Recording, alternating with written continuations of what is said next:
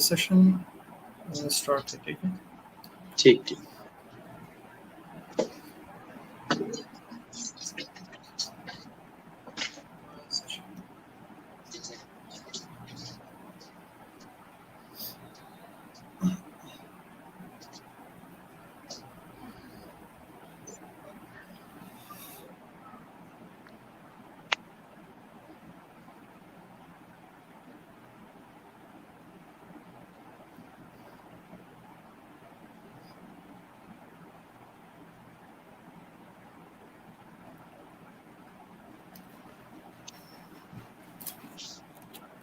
अस्सलाम वालेकुम।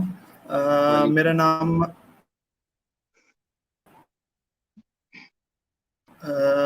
जी वालेकुम सलाम। अपना सेशन जो है ही है और हमारा जो पहला सेशन है वो आयरलैंड के बारे में है।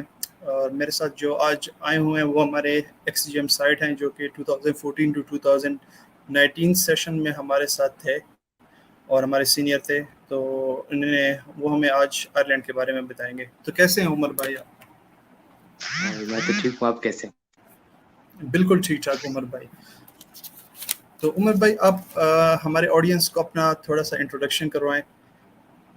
अच्छा यार नाम तो मेरा उमर है, काफी लोग जानते होंगे वैसे जूनियर्स में, जो 2-3 साल जूनियर है कम से कम। और 2014 से 19 तक मैंने ग्रेजुएट किया था और इसके बाद एलएलएच से हाउस जॉब किया और देन 1 साल पाकिस्तान में मैंने काम किया और फिर मैं भी आयरलैंड में। ठीक है। तो उमर भाई आज हम सेशन पे जाने से पहले आपसे पहले पूछेंगे कि आयरलैंड के बारे में आप हमें बताएं कि क्या पॉसिबल जो हैं पाथवेज हैं जो कि एक डॉक्टर जो है वो फॉलो करे और वो जाके आगे प्रैक्टिस कर सकता है आयरलैंड ठीक में। है। आप हमें आयरलैंड थोड़ा में सा बताएं। जी जी, बेसिकली पाकिस्तान के जो ग्रेजुएट्स हैं उनके लिए सिर्फ 3 पाथवेज हैं। एक होता है आपका जनरल पाथवे, एक आपका ट्रेनी और एक आपका स्पेशलिस्ट। तो इसमें जो जनरल पाथवे है वो हाउस जॉब जो कर लेते हैं वो कर सकते हैं अप्लाई। ठीक है, स्पेशलिस्ट के लिए आपको एफसीपीएस या कोई क्वालिफिकेशन आपको करनी पड़ती है, स्पेशलाइजेशन। और ट्रेनी में ये होता है कि वो आपकी ड्यूरिंग ट्रेनिंग होती है, मतलब अगर आप पाकिस्तान में जिस तरह कर रहे हैं, लेकिन वो गवर्नमेंट की स्कीम्स होती हैं, उसमें आप जा सकते हैं। ठीक है। तो इसमें ये 3 पाथवे हैं जो मेन है। ठीक है। तो मतलब फर्स्ट जो है वो जर्नल है जो कि हाउस जॉब के बाद होती है। सेकंड स्पेशलिस्ट पाथवे है। थर्ड जो होता है वो ट्रेनिंग के दौरान होती है जैसे कि एमटीआई वगैरह हैं। जी जी, बिल्कुल इस तरह। ठीक है। ठीक है उमर भाई। ठीक है। तो आप हमें बताएं कि थोड़ा थोड़ा से आप हमें हर पाथवे के बारे में गाइड करें कि क्या होती है। अच्छा, पहले तो ये बात है कि आपने जितने भी पाथवेज में जाना है, जनरल, स्पेशलिस्ट, ट्रेनी, तीनों में आपके लिए हाउस जॉब जो है वो मैंडेटरी है, मतलब उनके क्राइटेरिया के हिसाब से, जो आयरिश क्राइटेरिया। ठीक है। ठीक है, मतलब ठीक है। आपने अगर जनरल पाथवे में जाना है तब भी आपका वही क्राइटेरिया होना चाहिए, स्पेशलिस्ट पे, ट्रेनी पे, तीनों पे होना चाहिए। ठीक है। तो उस तो क्राइटेरिया पे थोड़ा सा हम कर सकते हैं पहले डिस्कशन, अगर आप चाहते हो तो। जी स्टार्ट कर सकते हैं आप। ठीक है, इसमें आपने इस तरह करना है कि हाउस जॉब में जो आयरलैंड की काउंसिल है उसने पाकिस्तान को मतलब रिकग्नाइज किया हुआ है 2009 ऑनवर्ड्स। ठीक है, मतलब जिसने 2009 के बाद हाउस जॉब किया है वो मतलब एलिजिबल होता है। लेकिन उसमें ठीक है। इन्होंने एक क्राइटेरिया बनाया हुआ है। क्राइटेरिया इनका ये है कि 3 मंथ्स आपने जनरल मेडिसिन में करने हैं और 3 मंथ्स आपने जनरल सर्जरी में करने हैं। ठीक है, और इसके अलावा ठीक आपने 3 मंथ्स एलाइड में जो करने होते हैं। लेकिन उसमें आपको प्रॉपर मतलब इनकी जो स्पेशलिटीज रिकग्नाइज्ड हैं उसके हिसाब से करना होता है।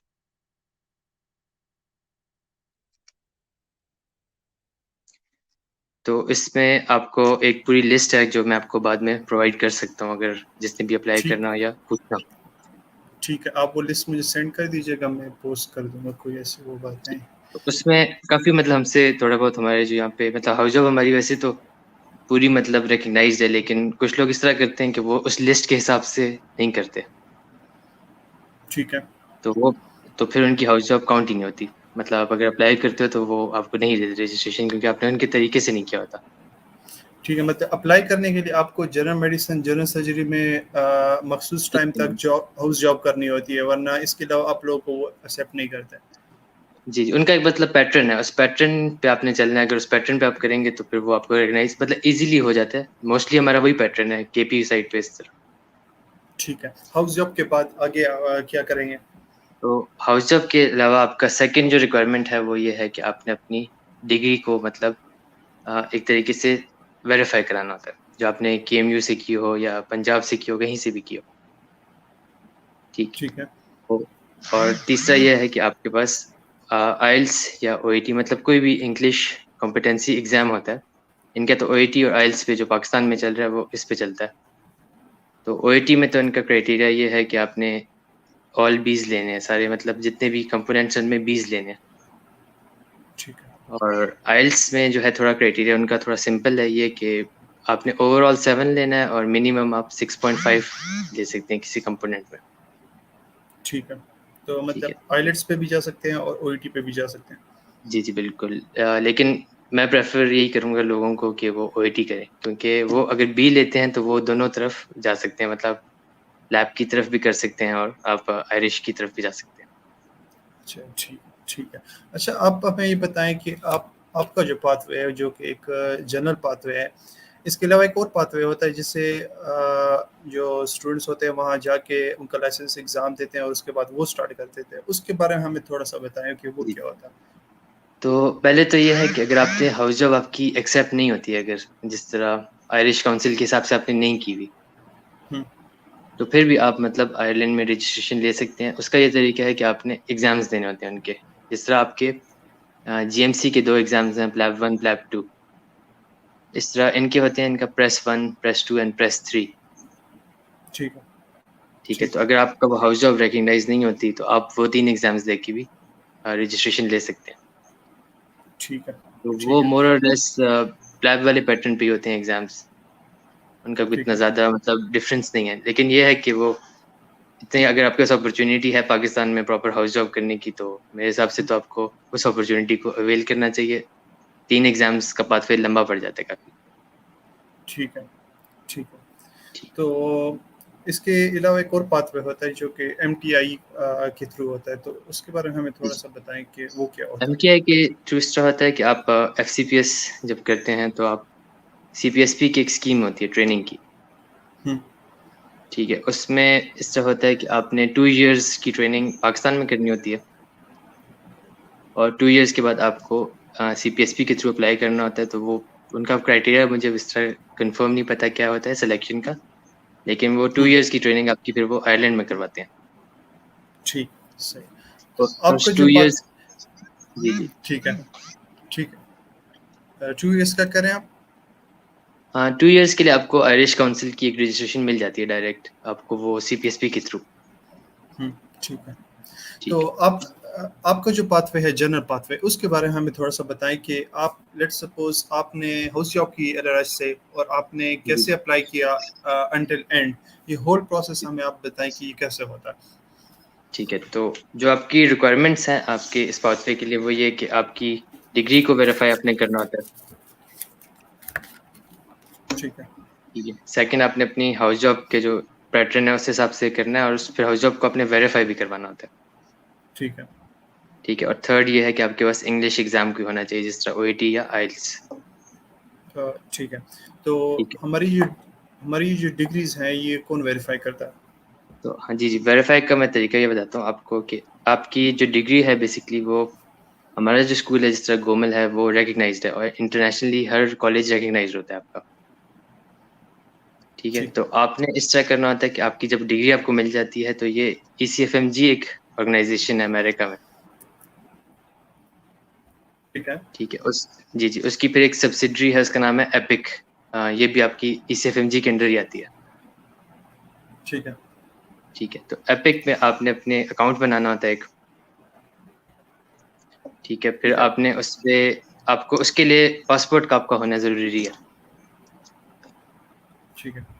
ठीक है। तो मतलब आपने प्रोसेस जब करना है तो पासपोर्ट आपके पास शुरू से होना चाहिए। ठीक है।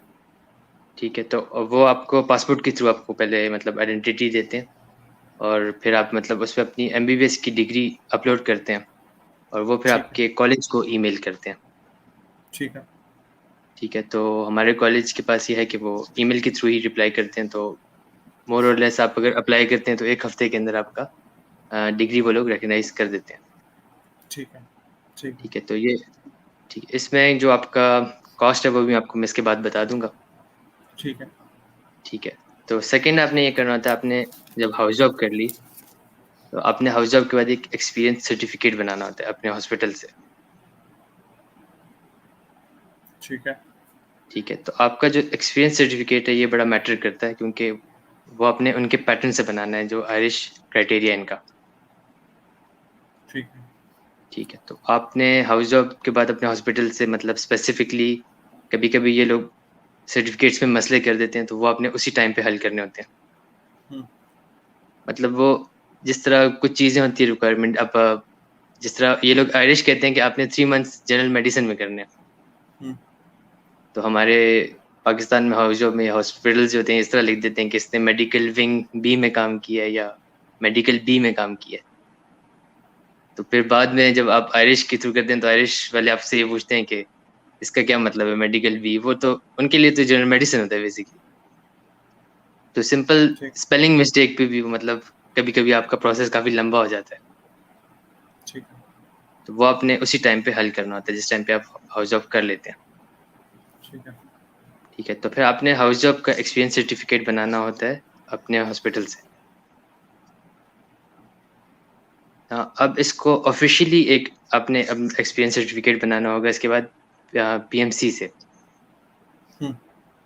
ठीक है, तो आप पीएमसी से अपना इस हाउस जॉब सर्टिफिकेट के बेसिस पे एक एक्सपीरियंस सर्टिफिकेट बनवाते हैं।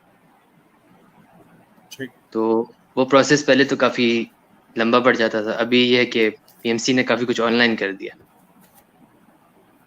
तो ये प्रोसेस आपको काफ़ी इजीली हो जाता है। तो वो आप सर्टिफिकेट उनको देते हैं पीएमसी वालों को, तो वो आपको एक प्रॉपर एक्सपीरियंस सर्टिफिकेट बना के देते हैं जो पीएमसी से वेरीफाइड होता है।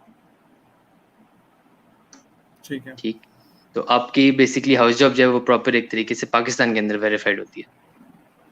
ठीक है। ठीक है, अब आपने इस हाउस जॉब सर्टिफिकेट को भी बेसिकली आपने एपिक से वेरीफाई कराना है, जिस तरह आपने पहले डिग्री को वेरीफाई कराया था। ठीक है। तो आपने जितनी भी चीज़ें उनको इस जी ऑर्गेनाइजेशन से वेरीफाई करवाना है। जी जी, तो ये जो आपका पीएमसी से एक्सपीरियंस सर्टिफिकेट आएगा ये आपने एपिक पे अपलोड करना है, और एपिक वाले फिर जो है ये पीएमसी को भेजते हैं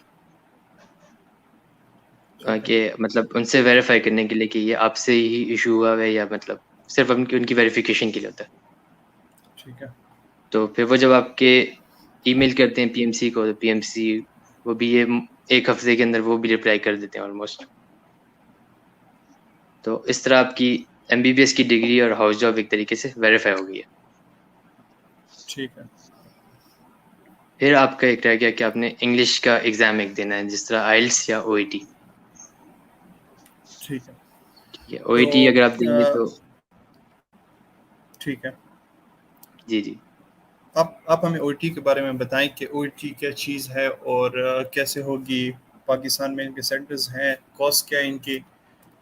जी जी, तो ओईटी का इस तरह है कि ये एक आपका इंग्लिश एग्जाम है जिस तरह आपका पहले आइल्स था। ठीक है, तो आइल्स ठीक है। आपका यूके वाले और ऑस्ट्रेलिया वाले मतलब 2 कंट्रीज हैं जो कंडक्ट करते हैं, और आपका जो ठीक है। ओईटी है ये ऑस्ट्रेलियन है, मतलब ये ऑस्ट्रेलिया से एक तरीके से मतलब इसका जो सेंटर है मेन वो ऑस्ट्रेलिया में है। ठीक है। लेकिन अभी आहिस्ता आहिस्ता इसको प्रेफरेंस ज़्यादा इसलिए मिल रही है क्योंकि आप ओईटी अपने मेडिसिन में देते हो, मतलब आपका जो ओईटी होता है वो मेडिसिन बेस्ड होता है एग्जाम जो होता है। ठीक है। ठीक है, मतलब आपका आइल्स में ही होता था कि आपको जनरल टॉपिक्स मिलते थे, जिस तरह कोई भी इंग्लिश से रिलेटेड राइटिंग स्पीकिंग में जनरल टॉपिक्स होते थे, तो वो थोड़ा सा डॉक्टर्स के लिए मुश्किल हो जाता था। ठीक और है। ओईटी में आपको थोड़ा सा ये डिफरेंस है कि वो मेडिसिन रिलेटेड होता है, मेडिकल टर्म्स होती हैं, थोड़ा बहुत मेडिसिन से रिलेटेड लेटर्स हो गए राइटिंग में, स्पीकिंग में पेशेंट जिस तरह काउंसलिंग करते हैं इस तरह की चीज़ें होती हैं। ठीक है। तो वो आपको रिलेटिवली इजी पड़ता है ओईटी। ठीक है। और अभी तो ओईटी मतलब हर चीज़ के लिए रिकग्नाइज हो गया है, जिस तरह आप जेएमसी के लिए कर सकते हो, आयरिश के लिए कर सकते हो, ऑस्ट्रेलिया के लिए, अभी तो आपका यूएस का भी हो गया कि यूएसएमएल स्टेप 2 का एक सीएस की जगह उन्होंने फिलहाल ओईटी को रखा हुआ है। ठीक है। तो इसलिए ओईटी आजकल एक ज़्यादा अच्छी ऑप्शन है आइल्स के बनिस्बत। क्या सोर्सेज यूज कर रहे हैं हमने ओईटी के लिए? अच्छा, आपको एक सिर्फ ड्रॉबैक बताता हूँ ओईटी और आइल्स का। ठीक है, आप पहले जी जी ड्रॉबैक बता दें, जी फिर जी। हम आगे जाएंगे। आइल्स आपको थोड़ा इजी मतलब एक्सपेंसिव नहीं है, आइल्स की आपको हाफ प्राइस पड़ेगी ऑलमोस्ट। अब मेरे ख्याल से आइल्स आजकल 35,000 तक होगा और ओईटी उससे आपको डबल पड़ जाता है 70। तो कॉस्ट में थोड़ा सा ओईटी का आपको फर्क आएगा। ठीक है। इसके अलावा ओईटी हर चीज में आपसे आइल्स से बेहतर है आपके लिए। ठीक है, ठीक तो आप सोर्सेज कौन से यूज़ कर रहे हैं, हमें बताएंगे क्या क्या सोर्सेज जो हैं बंदे को यूज़ करने चाहिए ओईटी को क्लियर करने के लिए? ठीक है। ओईटी के आपके बेसिकली 4 कंपोनेंट्स होते हैं। एक आपका राइटिंग हो गया, हम्म, एक स्पीकिंग, एक लिसनिंग और एक रीडिंग। हम्म, ठीक है। तो राइटिंग में मोस्टली ये मेडिकल से रिलेटेड लेटर्स होते हैं जो एक ही फॉर्मेट पे चलते हैं, तो और ठीक रिलेटिवली है। इजी होते हैं। तो इसका आपको सिर्फ प्रैक्टिस करनी होती है और कोई इतना मतलब खास वो नहीं। कुछ वेबसाइट्स हैं, आप उस पर अपने ये लेटर्स मतलब चेक भी करवा सकते हैं। मतलब वो पेमेंट कर दें उनको तो वो आपके लेटर्स को मार्क भी कर देते हैं।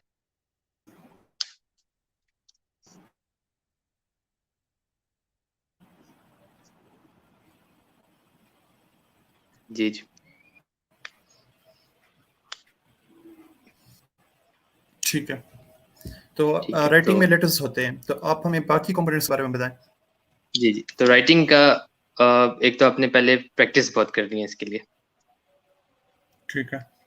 ठीक है। और फिर उसके बाद कि एक ही फॉर्मेट है, वही फॉर्मेट आपने सही तरीके से कर लिया तो आपके प्रॉपर ग्रेड्स आ जाते हैं इसमें। ठीक है। तो वो ऑनलाइन अ, एक दो वेबसाइट्स हैं, उनसे चेक भी करवा सकते हैं और वो आपको बड़ा मतलब अच्छा गाइड करते हैं।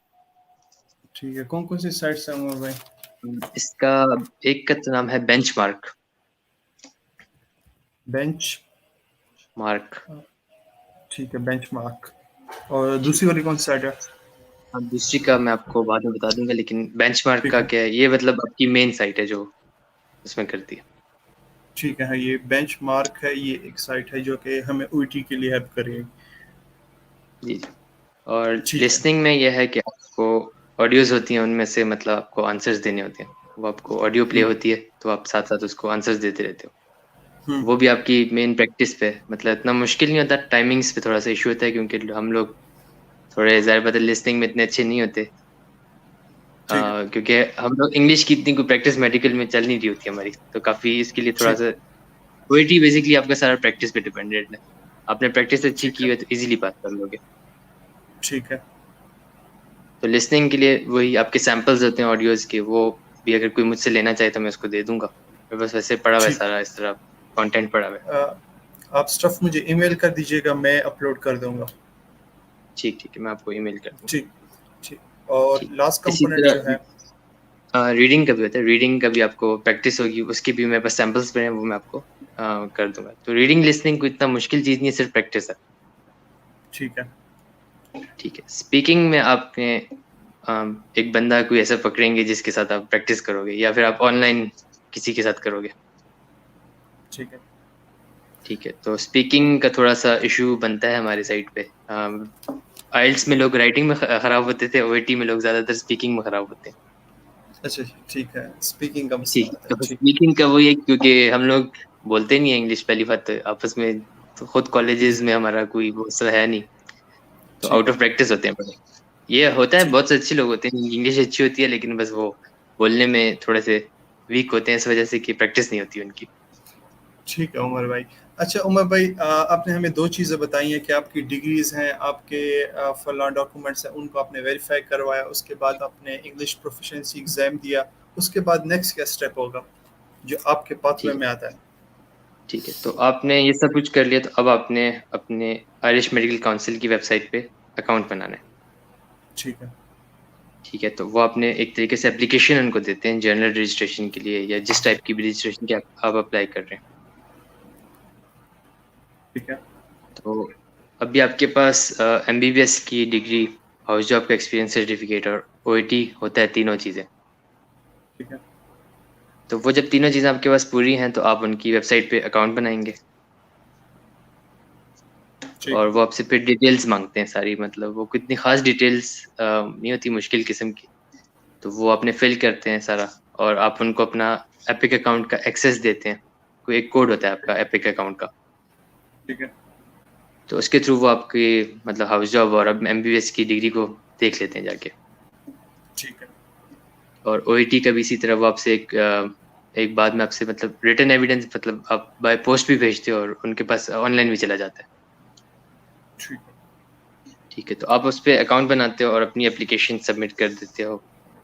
तो जब आपने एप्लीकेशन सबमिट कर दी तो वो आपको एक टाइम पीरियड देते हैं जिसके अंदर आपकी एप्लीकेशन वो लोग असेस करते हैं। ठीक है। और मीनवाइल अगर उसमें कोई प्रॉब्लम होती है, जिस तरह किसी सर्टिफिकेट में मसला है या कोई कुछ मसला है, तो वो आपको वो बीच में बता देते हैं। ठीक है।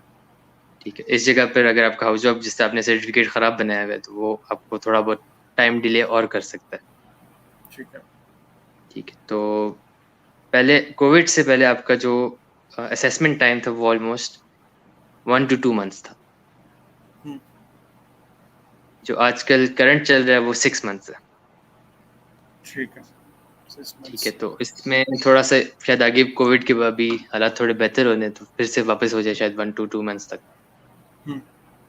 ठीक है। तो फिर जब आप वो पूरा प्रोसेस कर देते हो तो वो आपको एंड में बता देते हैं कि आपकी कोई डेफिशिएंसी है, तो वो आपसे मांग लेते हैं। या फिर आपका कुछ मतलब आपको एक तरीके से आपका वो कर देते हैं कि आपकी एलिजिबिलिटी है या नहीं है। और ठीक एट द है। एंड आपको वो फिर रजिस्ट्रेशन के लिए, मतलब अगर आप अप्रूव्ड हैं तो फिर आपसे वो कहते हैं कि आप एक रजिस्ट्रेशन की फ़ी है वो पे कर दें, तो वो आप रजिस्टर हो जाते हो। 1 साल के लिए आपको रजिस्टर कर देते हैं। ठीक है। अच्छा, जी रजिस्ट्रेशन आपकी हो गई तो आपको ये लोग किस पोस्ट पे रखेंगे, आगे क्या जर्नी होती है बंदे की जी जी। तो इस पाथवे के रजिस्ट्रेशन थ्रू? आपको जब मिल जाती है तो फिर आपने जॉब्स के लिए अप्लाई करना है।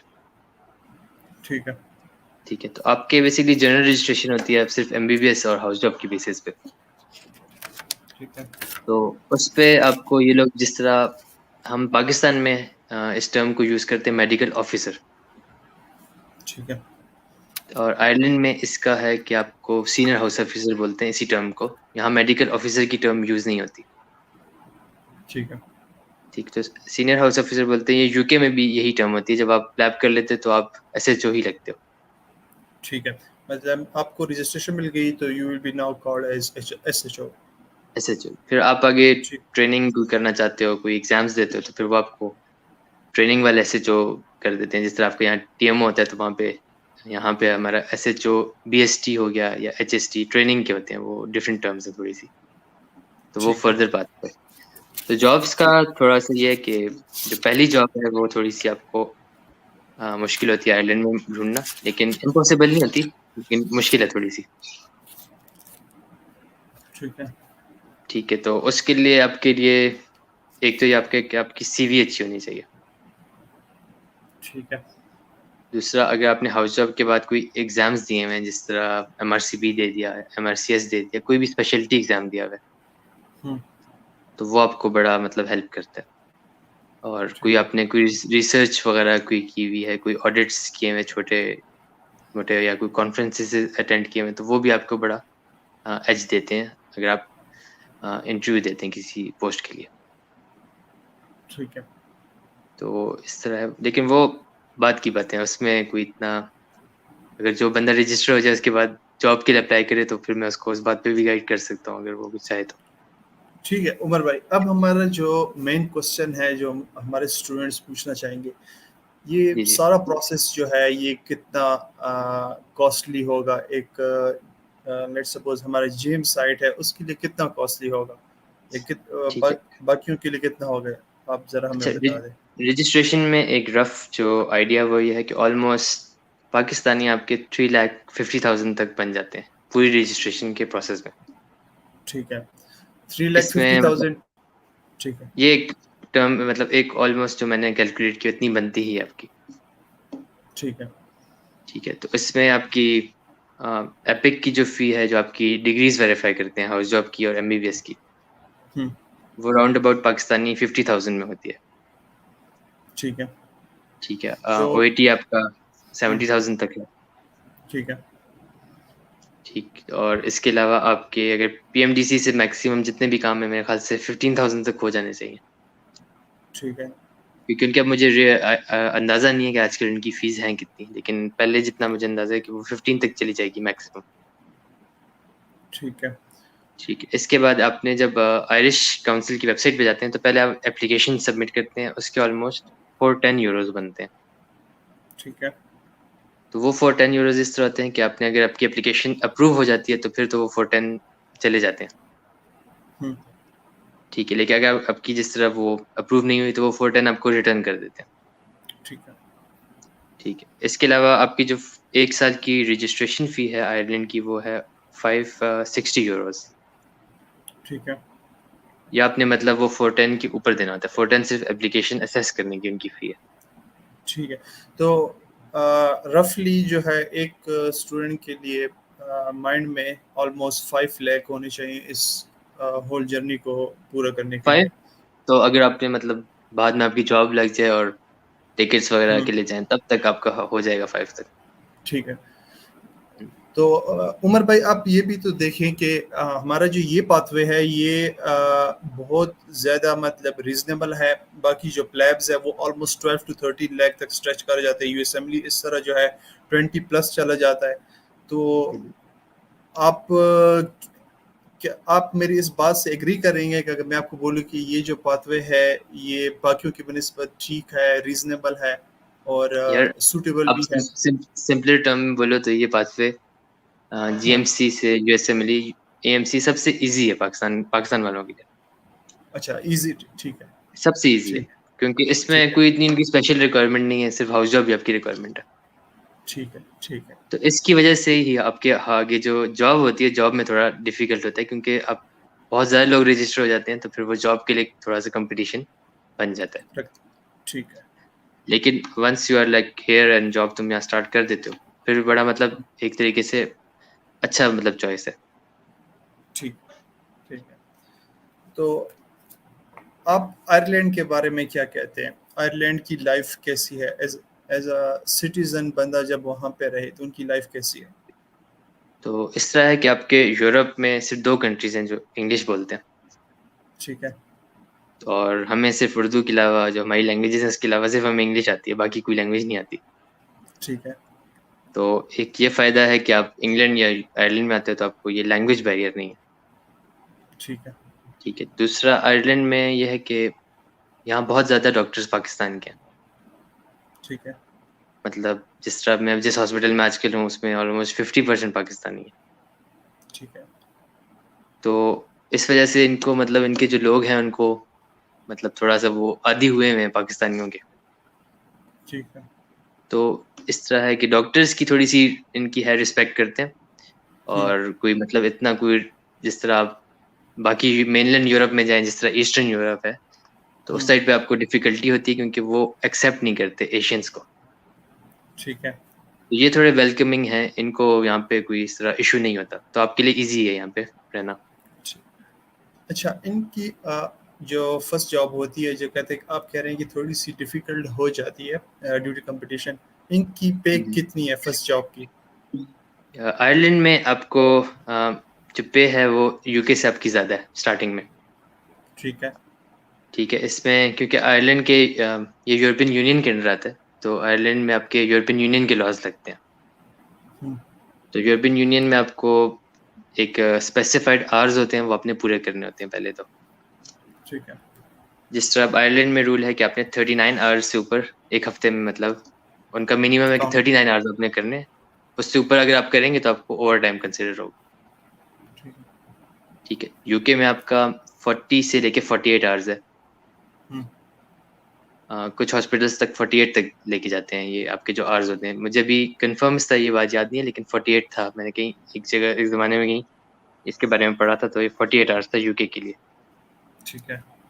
क्योंकि वो उनके अपने रूल्स हैं। तो ठीक है। 39 आवर्स आपने एक हफ्ते में करने होते हैं, और उस हफ्ते में अगर आप 39 से 1 घंटा भी ऊपर जाते हैं तो वो आपके ओवर टाइम में कंसिडर होता है।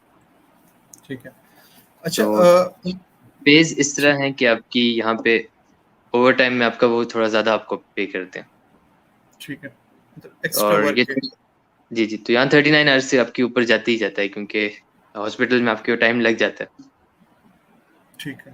तो आपका जो मिनिमम है वो यहाँ पे मेरे ख्याल से जो स्टार्टिंग कर रहे हैं वो 3000 तो इजीली पर मंथ यूरोज में उसके पास आते होंगे। ठीक है, ये ठीक है, 3000 उसके आपका स्टार्टिंग। जी जी, तो उस ये तो मतलब एक मिनिमम अमाउंट है जो मतलब ऑलमोस्ट मैंने जितना भी तक देखा है कि इतने तक वो हो जाता है आपका। ठीक है। फिर आपके ओवर टाइम हो गए, ये चीजें होंगी, कॉल्स, तो वो आपका एडअप होता रहता है, तो कुछ लोग 4 भी क्रॉस कर जाते हैं। ठीक है। तो बस वो है पेज वाइज ये, और यही पेज आपकी जो है यूके में इससे थोड़ी सी कम है, मतलब स्टार्टिंग में आपका ये आयरलैंड का थोड़ा ज्यादा है। ठीक है। जी अच्छा उमर भाई, आप ये बताएं कि एक डॉक्टर है वो आयरलैंड जाता है तो वो काफ़ी ऑप्शंस को अपने सामने आगे रखेगा, तो आप हमें ये बताएं कि आयरलैंड में एक डॉक्टर को सिटीजनशिप कितने टाइम तक मिल जाती है? ठीक है। तो सिटीजनशिप के जो लॉज हैं थोड़े से यहाँ डिफरेंट हैं यूके के। जो आपके हैं यूके में आपको 5 इयर्स के बाद आपका टाइम स्टार्ट हो जाता है कि आपको का मतलब मिल जाती है 5 इयर्स के बाद सिटीजनशिप। ठीक है। और आयरलैंड में यह है कि 5 इयर्स के बाद आपको वो एक आपको बस आपको अलाउ कर देते हैं कि आप उस कंट्री में मतलब आ जा इजी सकते हैं, मतलब अपने पाकिस्तान आना है तो आप इजीली जा सकते हैं, आ सकते हैं। ठीक है।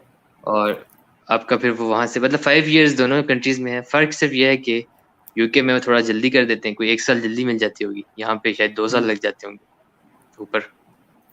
ठीक है। अच्छा क्योंकि फाइव उमर भाई इयर्स में ये आप। है कि आप ट्रेवल जब ठीक है। इजीली कर सकते हो तो आप एक तरीके से पार्शियल सिटीजन ही होते हो। ठीक है। ठीक है। तो उमर भाई, एक और क्वेश्चन है आपके लिए कि क्या आयरलैंड से यूके ट्रांजिशन हो सकती है? क्या एक बंदा जो आयरलैंड में डॉक्टर है वो यूके जा सकता है? आयरलैंड में आपका जितने भी आ रहे हैं पाकिस्तान से मोस्टली, हम्म, वो इसको एज अ पाथवे ही यूज करते हैं यूके के लिए।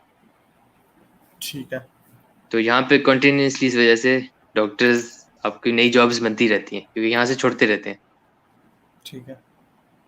तो है इसमें बड़ा इजी है कि आपको पाकिस्तान के कंपैरिजन में आयरलैंड से ज़्यादा इजी मूव करना आपके लिए यूके जाना, ठीक है।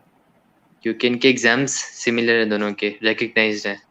आपने अगर हम्म, एमआरसीपी आयरलैंड का किया हुआ है तो आप यूके जा सकते हैं, और अगर आपने एमआरसीएस आयरलैंड का किया यूके जा सकते हैं। तो इसलिए इनके आपस में सिस्टम बड़े सिमिलर है दोनों के।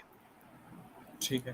तो आपके लिए यहाँ से वहाँ जाना इजी होता है, दूसरा जॉब आपको इजीली मिल जाती है अगर आप उनके आयरलैंड से मूव करते हैं यूके की। ठीक है। तो ये अच्छा। एक तत्व है जो यूज होता है। मतलब अगर जिस तरह प्लैब में आजकल डिफिकल्टी है कोविड की वजह से, सीट्स का मसला है सब कुछ, हम्म। तो इस वजह से ये बड़ा सूटेबल पाथवे है कि आप आयरलैंड के थ्रू जा सकते हैं।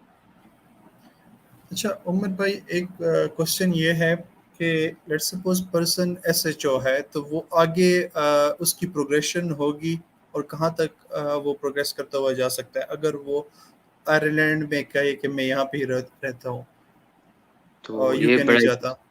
जी जी, ये एक बड़ा मुश्किल क्वेश्चन है, लेकिन इसका मैं थोड़ा सा तो आपको समझा देता हूँ। इस तरह होता है कि आपके यूरोप में या आप इवन पाकिस्तान से बाहर जहाँ भी रहते हैं, तो सर्जरी में ट्रेनिंग का बड़ा मुश्किल काम है। ठीक है। ठीक है, मतलब सर्जरी में ट्रेनिंग यह नहीं है कि आपको मिलेगी, कभी नहीं मिल जाती है, सब कुछ हो जाता है, लेकिन सर्जरी में आपको बड़ा लंबा पाथवे है यहाँ पर। हम्म। इम्पॉसिबल नहीं है, लेकिन ये है कि थोड़ा सा मुश्किल हो जाता है, इस सेंस में कि थोड़े साल ज्यादा लग जाते हैं बंदे की सर्जरी में अगर आपने आगे जाना है तो। इसके बनिस्बत अगर आप मेडिसिन में जाते हैं तो मेडिसिन में आपको ट्रेनिंग अपॉर्चुनिटीज मिल जाती हैं आयरलैंड में। ठीक है। ठीक है, तो वो आपको यूके से थोड़ा मुश्किल है यहाँ पे ट्रेनिंग लेना। उसकी सबसे ठीक है। मेन रीजन ये है कि इस कंट्री की पूरी पॉपुलेशन है 50 लाख। ठीक है। तो इन्होंने उस हिसाब से ही ट्रेनिंग स्लॉट्स बनाए होते हैं। ठीक है। तो उस ट्रेनिंग स्लॉट में इनकी प्रेफरेंस ये होती है कि वो पहला अपना बंदा लेते हैं जो आपका आयरिश या यूरोपियन नेशनल होता है। हम्म। उसकी मेन रीज़न यही है कि वो नेशनलिटी डिफरेंस होता है, तो इस वजह से। ठीक है। और मतलब इसमें अगर आपकी बहुत ही अच्छी क्रेडेंशियल्स हैं तो पाकिस्तानी भी ऐसे हैं जो कि फर्स्ट अटेम्प्ट में जिनको ट्रेनिंग मिली हुई है, हम्म। तो इस तरह आप कर सकते हैं। ठीक है। लेकिन आपको ये फ़ायदा है कि अगर आप यहाँ पे जॉब कर रहे हैं, जैसे सर्जरी में अगर बहुत टाइम भी लगता है तो कम से कम आपकी आपको सैलरी अच्छी मिल रही होती है, तो वो एक थोड़ा-सा प्लस पॉइंट है। ठीक है। जी। तो आप ये कहना चाह रहे हैं कि ट्रांजिशन हो सकती है लेकिन ट्रेनिंग जो है वो मुश्किल से मिलती है। आयरलैंड में ट्रेनिंग मुश्किल से मिलती है, इम्पॉसिबल नहीं है लेकिन मिलती मुश्किल से। ठीक है। ठीक है उमर भाई। अच्छा, उमर भाई जो हमारे हैं उन्होंने यहाँ पर हमारा जो है आयरलैंड के अलावा जो है उन्होंने प्लेब 1 भी किया हुआ है, तो उनको प्लेब के बारे में भी काफ़ी इंफॉर्मेशन है। तो उमर भाई आप हमें थोड़ा सा प्लेब 1 के बारे में भी बता दें, क्योंकि हमारे जो सेशन है ये अभी एंड होने वाला है।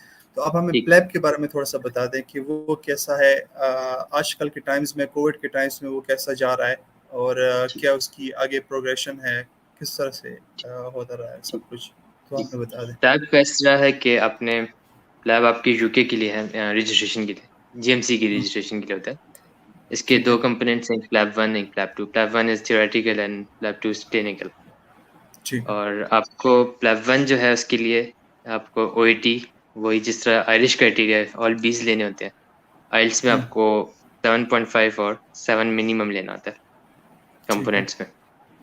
ठीक है। तो ये आप जब ले लेते हैं तो आपने जीएमसी के थ्रू अपने अकाउंट बनाते हैं वेबसाइट पे, पासपोर्ट की डिटेल्स करके आप प्लैब 1 के लिए बुकिंग ले सकते हो। हम्म। तो प्लैब 1 की जो आजकल सीट्स का थोड़ा सा इशू है, क्योंकि कोविड की वजह से काफ़ी एग्जाम्स डिले हुए और बड़े लोग पाइल अप हो गए हैं, तो सीट्स आपको इतनी जल्दी नहीं मिलती। हम्म।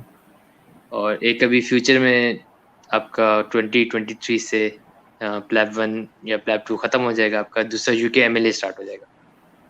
ठीक है।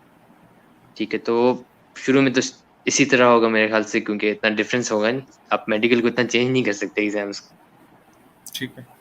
तो वो भी ऑलमोस्ट मेरे ख्याल से प्लैब की ही उस पे चलेगा। ठीक है। तो प्लैब 1 का ये है कि प्लैब 1 आपका सारा क्लिनिकल एग्जाम है। ठीक है। इसमें आपकी एनाटमी, फिजियो, जो बायोकेम, आपके बेसिक सब्जेक्ट्स हैं वो बहुत मिनिमल होते हैं।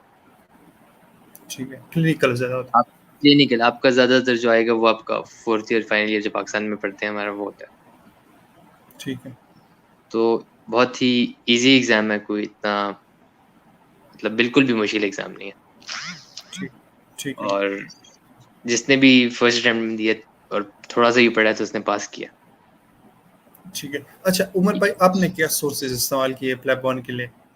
प्लैब 1 के अ, लिए आपको जो है पहले एक तो आपका क्लिनिकल नॉलेज थोड़ा सा होना चाहिए। आप मतलब फाइनल ईयर फोर्थ ईयर में अगर आपने थोड़ा बहुत पढ़ा हुआ है, मतलब जिस तरह, ये नहीं कि आप बहुत ही कोई लाइक हो या इस तरह, बस आपने किया हो, गुजारा किया हो, तो आप इजीली पास कर सकते हो। तो वो एक बैकग्राउंड नॉलेज आपका थोड़ा सा होना चाहिए। और अगर आपका बैकग्राउंड नॉलेज नहीं है तो फिर भी मतलब आप कर सकते हो। उसका ये तरीका है कि आपने उनके क्वेश्चन बैंक्स करने होते हैं। ठीक है। और आपका जो प्लैब का सबसे मेन रिलायबल बैंक है वो है प्लैबेबल। प्लैबेबल एक वेबसाइट है, उस पर आप क्वेश्चन बैंक की सब्सक्रिप्शन ले लेते हो। वो ऑलमोस्ट मेरे ख्याल से 2500 एमसीक्यूज है। ठीक है। वो अगर आपने एक बार मतलब तरीके से कर लो, अच्छे तरीके से, तो वो इजीली आप प्लैब पास कर लेते हो। ठीक है। ठीक है, तो प्लैब 1 का ये तरीका है। और प्लैब 2 की सीट्स का भी आजकल इशू है, क्योंकि वीज़ा के आपके मसले हैं और ये कोविड की वजह से। कोविड। हम्म। तो प्लैब 2 का क्लिनिकल है और वो आपको थोड़ा उसके लिए इट्स रिलेटिवली डिफिकल्ट। इस तरह के आपको उसके लिए यूके जाना ज़रूरी है और एकेडमीज लगाना होती है। ठीक है। ठीक है, तो वो आप पाकिस्तान में बैठ के उसकी कोई इतनी खास प्रिपरेशन नहीं कर सकते। ठीक है। तो और प्लैब के बाद फिर मैं आपको ये फ़ायदा है कि आप अगर प्लैब के थ्रू जीएमसी रजिस्टर होते हो तो स्टार्ट में आपको जॉब्स में रिलेटिवली आयरलैंड से जल्दी जॉब मिलती है। ठीक है। ठीक है, और उसके बाद अगर आपने एग्जाम्स किए हुए हैं तो आपको ट्रेनिंग भी जल्दी मिल जाती है। ठीक है उमर भाई। ठीक है, तो लेकिन यही है कि सबसे जो बड़ा ड्रॉबैक आजकल चल रहा है, जो इश्यू चल रहा है, वो कोविड की वजह से जो इतने लोग पाइल अप हुए हैं उसका मसला बना। ठीक है, ठीक है।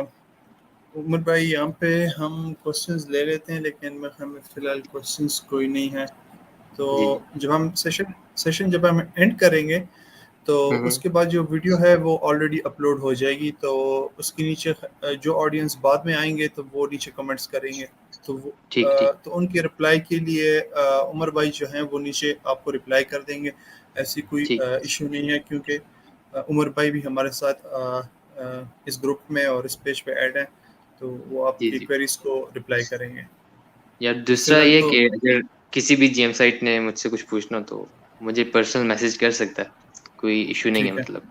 ठीक है, हम लोग ठीक है, आ, इस तरह होता है कि हमारे सीनियर्स से हम लोग दो रीजन होती हैं। एक तो सीनियर्स हमारे बताते नहीं है, ठीक जो है, सबसे बड़ा इशू होता है। सेकंड ये होता है कि हम पूछते भी नहीं है इतना कोई खास ज्यादा। ठीक है, तो वो अगर आप इसमें कोई शर्म की बात नहीं होती कि किसी से कुछ पूछ लो। ठीक है। तो आई एम इसलिए more than ready to help, कोई भी अगर मुझसे हेल्प लेना चाहता है इसलिए तो हमने वो। यही सेशन जो है स्टार्ट किया है कि हम अपने सीनियर्स को सामने लाएं और उनसे पूछें कि क्या फॉरेन एग्ज़ाम्स कैसे चल रहे हैं, आपने कैसे दिए, हम दे सकते हैं, हमने क्या करना है उनके लिए, हमने पहले से क्या बेस बनानी है उनके लिए।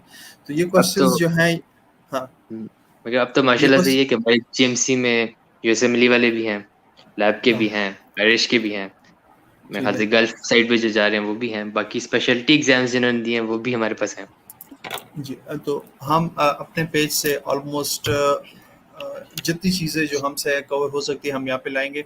हम ये असेंबली पे सेमिनार करने जा रहे हैं, हम यहाँ पे अलहदा ओईटी का सेमिनार करेंगे, हम यहाँ पे अलहदा प्लैब का सेमिनार करेंगे, प्लैब 1 प्लैब 2 का।